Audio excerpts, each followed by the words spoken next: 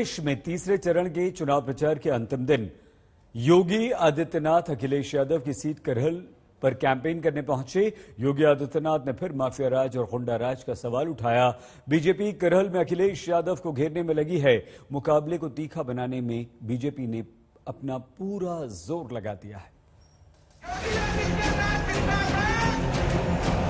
आप देख रहे होंगे ये सभी जेल के अंदर हैं और जान की भीख मांगने के लिए मजबूर हैं। मैंने कहा चिंता मत करो, कभी कभी इस बुलडोजर को रेस्ट भी चाहिए होता है। चुनाव के दौरान मैंने पूरे प्रदेश के बुलडोजर को मरम्मत के लिए भेजा हुआ है। गौर कीजिएगा, ये इलाका मैनपुरी का है। मैनपुरी यानी मुलायम सिंह का मैदान, यानी यहाँ के चुनावी पिच समाजवादी पार्टी के मुफीद है। लेकिन योगी आदित्यनाथ यहाँ भी बल्ला भांज रहे हैं। जिस माफिया राज और तमंचावाद पर वो हमले करते रहे हैं, वो यहाँ भी जारी रहा। अखिलेश की सीट करहल के प्रचार युद्ध में योगी के तेवर और तीखे दिखे। कल अमित शाह ने जहां अपनी पारी खत्म की थी, योगी आदित्यनाथ ने वहां से आज की पारी का आगाज किया। बीजेपी का मंसूबा साफ है, अखिलेश यादव को उनकी ही पीछ पर घेरना, अखिलेश को जितना हो सके करहल में घेरना, उनकी राह में कांटे बिछा देना। नेताजी भी बहुत होशियार हैं। कल वे आए थे, वे जानते हैं करहल की जनता फैसला कर चुकी है कि प्रोफेसर एसपी सिंह बघेल ही उनका नेता होगा। तो नेताजी ने कल यही कहा कि भाई ठीक है, तुम लोग जो चाहो तय कर लो, अपना विधायक चुन लो। दूसरा व्यक्ति बोला जा रहा है कि नाम बोल दीजिए, नाम बोल दीजिए। वो कह रहे हैं कौन लड़ रहा है यहां से सपा का प्रत्याशी, मुझे तो पता ही नहीं है। करहल से योगी की ये हुंकार यूं ही नहीं है। इस हमले की पूरी वजह है, राजनीति में संदेश मायने रखता है। इस हमले का अपना संदेश है। इसी संदेश के लिए कल पूरा मुलायम परिवार साथ दिखा। मुलायम सिंह खुद प्रचार में कूदे और अखिलेश की जीत से झोली भर देने की अपील की। उम्मीदवार है, कांग्रेस को भारी बहुमत जिताने और मेरी भावना है, उसको पूरी भावना का आदर करते हुए अखिलेश को भारी बहुमत जिताना और समाजवादी पार्टी को मजबूत बनाना। मुलायम सिंह की आवाज अब कांपने लगी है, लेकिन मुलायम परिवार की इस फैमिली फोटो से बीजेपी में भी बेचैनी दिख रही है। योगी ने आज इस पारिवारिक तस्वीर पर भी तंज किया। मुझे तो कल बड़ा लग रहा था कि कहां ये प्रदेश भर में घूमता था, हजारों लोग उनके साथ जाते थे। नेताजी का प्रमुख सिपा सालार हुआ करता था और कल उस बेचारे को कुर्सी का हत्था मिला बैठने के लिए, कुर्सी का हत्था। यानी आज के दिन पर अगर किसी व्यक्ति को आप दुर्गति का जीता जागता नमूना देख सकते हैं तो शिवपाल यादव उसका एक जीता जागता नमूना आपको मिल जाएगा। आज हम देख सकते हैं कि नेताजी तो पहले से ही साथ थे और आज सब लोग साथ हैं। चाचा जो पार्टी हालांकि दूसरी है, लेकिन उसके बावजूद भी समाजवादी पार्टी के साथ हैं और उनका चुनाव चिन्ह भी साइकिल है। तो ये खुशी की बात है कि सब साथ हैं। आज ने तो पूरा आशीर्वाद दे दिया है, नेता मान लिया है और 2022 में अखिलेश को मुख्यमंत्री बनाना है और उत्तर प्रदेश में परचम फैलाना है और भारतीय जनता पार्टी का सफाया करना है। तो इसलिए हम लोग एक हो गए। अखिलेश को बीजेपी करहल में फंसा पाएगी या नहीं, ये देखने वाली बात होगी। लेकिन बीजेपी ने अपनी रणनीतियों से करहल को चर्चा के केंद्र में तो ला ही दिया है। अभिषेक मिश्रा, करहल, आज तक। करहल में समीकरण समाजवादी पार्टी के पक्ष में है। जातीय समीकरण, अतीत का इतिहास, सब कुछ ऐसा लगता है कि समाजवादी पार्टी के पक्ष में ही है। लेकिन बीजेपी अखिलेश यादव की मुश्किलें बढ़ाने में कोई कोर कसर नहीं छोड़ रही।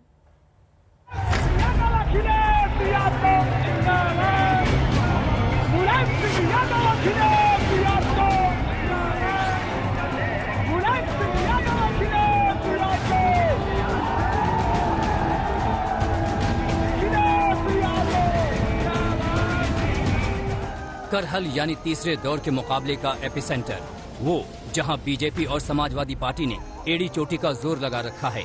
वो सीट जिस पर जीत को अमित शाह यूपी की जीत के बराबर बता रहे हैं, और वो सीट जहां मुलायम परिवार प्रतिष्ठा की लड़ाई में फंस गया है। एसपी सिंह की जमानत जब्त होगी 10 मार्च को, आपको भी पता चल जाएगा। और यहाँ देखिए अखिलेश यादव उत्तर प्रदेश में सबसे बड़ी जीत होगी अखिलेश। बकरा कौन बनता है तो राम गोपाल यादव भी जानते हैं, पिछली बार फिरोजाबाद में इन्होंने देखा था। आखिर फिरोजाबाद के बारे में यही गलत फहमी थी ना इन लोगों के पास, कन्नौज के बारे में, बदायूं के बारे में यही गलत फहमी थी ना। पिछली बार तीनों सीट भारतीय जनता पार्टी जीती है। फिरोजाबाद में तो राम गोपाल यादव की जमानत जब्त होते होते बची। क्या स्थिति इन लोगों की है? पिछले 6 चुनाव में करहल सीट पर समाजवादी पार्टी का दबदबा रहा है। 7 बार इस पर समाजवादी पार्टी का कब्जा रहा। 2002 में पहली बार बीजेपी को जीत मिली। 2007 से अब तक ये समाजवादियों के पास है, लेकिन 2002 में बीजेपी से जीतने वाले विधायक समाजवादी पार्टी में शामिल हो गए थे। अगर करहल विधानसभा सीट के जातीय समीकरण को देखें तो वो समाजवादी पार्टी के पक्ष में है। करहल विधानसभा सीट पर कुल वोटर 3,71,000 के करीब हैं। इसमें 1,44,000 यादव हैं, यानी करीब 1/3 वोटर यादव हैं। इनकी शक्लें देखी, भाषा बदल गई। बताओ कौन खिसिया जाता है? आप तो इन बातों को जानते हो कि कौन खिसियाता है? जो हारने लगता है। इनकी भाषा देखी, कहां की भाषा इस्तेमाल कर रहे हैं। अरे बहन, ये क्यों? मैं जानता हूं 5 साल आप लड़ती नहीं, बाबा मुख्यमंत्री से आपकी मदद नहीं की। बड़ी बात यह भी है कि 1985 से करहल सीट पर यादव प्रत्याशी ने ही जीत हासिल की है। इसलिए भी अखिलेश यादव को इस सीट पर जीत का इतना भरोसा है। लेकिन बीजेपी मान रही है कि करहल में बीजेपी उम्मीदवार को जीत दिलाकर जनता के पास योगी सरकार पर भरोसे जताने का सबसे बड़ा मौका है। मौसमी सिंह के साथ अभिषेक मिश्रा, करहल आज तक।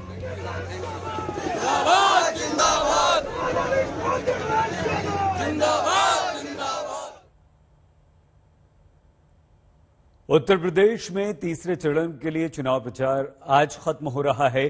दांव पर 59 सीटें हैं। बड़े बड़े दिग्गजों का इम्तिहान है, लेकिन असली परीक्षा समाजवादी पार्टी की है। समाजवादी पार्टी 2017 में यादवलैंड में औंधे मुंह गिरी थी। उसकी सीटों का दायरा सिमटकर सिर्फ 8 तक रह गया था। सरकार में आना है तो समाजवादी पार्टी को अपना प्रदर्शन ठीक ही नहीं, जबरदस्त करना होगा।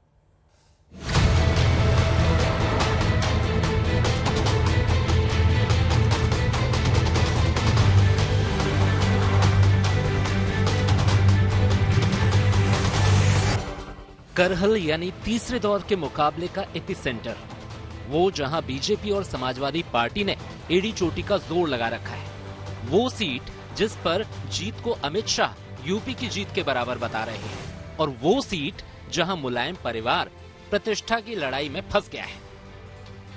जनता इस बार भारतीय जनता पार्टी को उखाड़ फेंकना चाहती है। अगर आप वोट डाल दोगे, केवल आप वोट डाल दोगे, तो उत्तर प्रदेश की सबसे बड़ी जीत करहल की जनता समाजवादी पार्टी को दिलाएगी। अगर सपा का जो एसपी है ना, इसका 2 ही अर्थ है।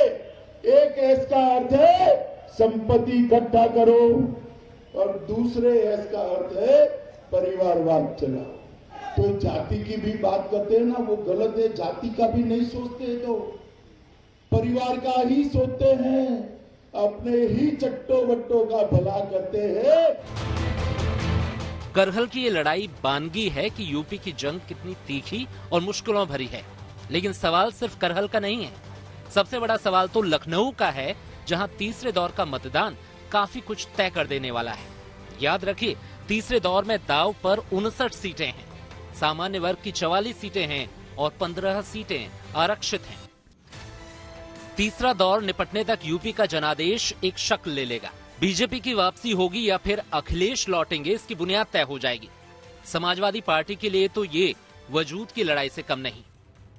आज हम देख सकते हैं कि नेताजी तो पहले से ही साथ थे और आज सब लोग साथ हैं। चाचा जो पार्टी हालांकि दूसरी है, लेकिन उसके बावजूद भी समाजवादी पार्टी के साथ हैं और उनका चुनाव चिन्ह भी साइकिल है। मतदाता को समर्थन के और आपकी उम्मीदों को समाजवादी पूरा करेंगे और मैं विश्वास रखता हूँ कि मैं कर्तव्य मीटिंग बनाएंगे पार्टी के लोग और कहेंगे कि घोर में इतनी बड़ी विशाल सभा, लाखों लोग आए, उम्मीद के साथ आए समाजवादी पार्टी में, तो उनकी उम्मीदों को पूरा करेंगे, हम आपको निराश नहीं करेंगे। मैंने तो पूरा आशीर्वाद दे दिया है, नेता मान लिया है और 2022 में अखिलेश को मुख्यमंत्री बनाना है और उत्तर प्रदेश में परचम फैलाना है और भारतीय जनता पार्टी का सफाया करना है, तो इसलिए हम लोग एक हो गए।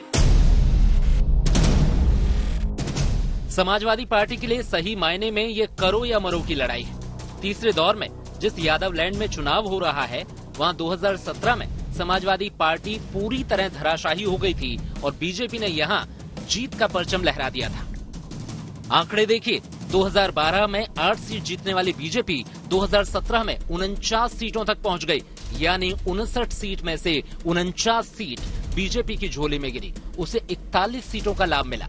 वहीं 2012 में 37 सीट जीतने वाली समाजवादी पार्टी 2017 में 8 सीट पर लुढ़क गई और उसे 29 सीटों का घाटा सहना पड़ा।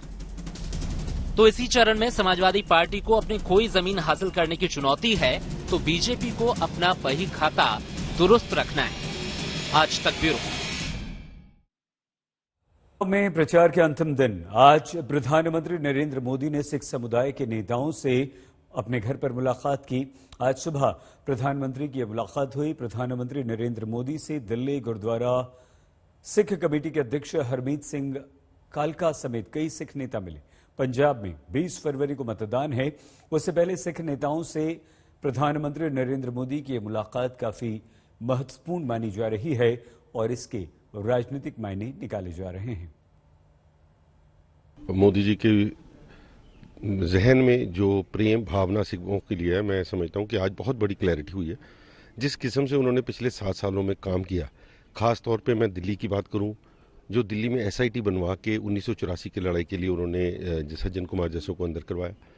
सिखों की भावनाओं देखते हुए जो कॉरिडोर बनाया गया करतारपुर साहब का लांगा, जिससे आज हज़ारों लोग वहाँ पर जाते हैं। मैं समझता हूँ कि देश के अंदर इतने बड़े काम करने के लिए जो आशीर्वाद उनको वैसे गुरु को मिला हुआ है, गुरुओं की धरती से जुड़े हुए हैं, और जो आज उन्होंने अपनी बातें रखी हैं वो वाकई एक ऐतिहासिक बातें।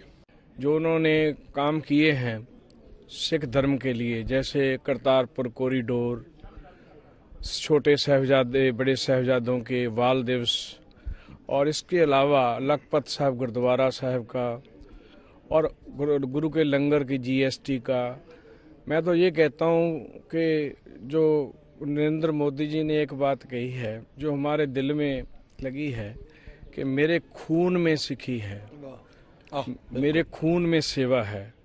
मैं जब भी जो भी करता हूँ हृदय से करता हूँ, श्रद्धा से करता हूँ। PM साहब एक सिख एट हार्ट हैं, बहुत जुड़े हुए हैं, बहुत उनकी अंडरस्टैंडिंग है सिख ग्रंथों की और सिख गुरुओं की और सिख भाषा की और सिख किस तरह से सेवा में जुड़े हैं। इस चीज़ की शायद किसी प्राइम मिनिस्टर को इंडिया में इतनी अंडरस्टैंडिंग नहीं रही जितनी PM मोदी साहब को है। और 84 के बारे में जो उन्होंने सिट क्रिएट करी है और उस करके कुछ बहुत सारी अहम मुद्दे हुए हैं, और 84 को लेके कानपुर में भी जो डेड केसेस थे वो रीएक्टिवेट हुए हैं।